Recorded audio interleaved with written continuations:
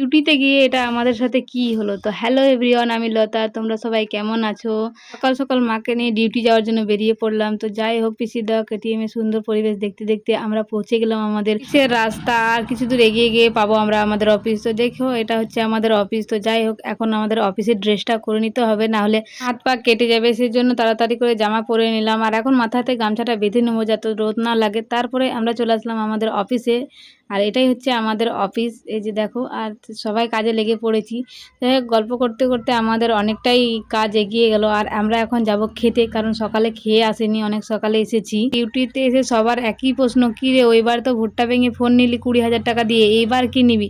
তো আমি তাদেরকে বলছি, দেখো এই রোদে কাজ করতে এসেছি, আগে এই ফোনটা রিচার্জ করি 300 টাকা দিয়ে, তারপর দেখা যাবে কি করব। সূর্য মামা রাতে মামির সাথে ঝগড়া করে দিনের বেলা আমাদেরকে এত রাগ দেখাচ্ছি, কি বলবো। থাকতে না পেরে গাছের ছায়ায় গেলাম একটু। আর এই যে দেখো গোটা গাল মুখ চুলকোচ্ছে। যাই হোক আমাদের টাইম হয়ে গেছিল, আমরা ভাবলাম বাড়ি যাব। তো না, একটা জমি ছিল ভাঙতে, তাড়াতাড়ি করে ভেঙে দিলাম। তারপরে আমাদেরকে একটু জামাই আদর করলো লেম্বু আর কোল্ড ড্রিঙ্কস দিয়ে। তো যাই হোক আজকের মতো টাটা বাই, আজকের কাজ শেষ। তো দেখা হচ্ছে পরের ভিডিওতে। তো ভালো থাকবে সবাই।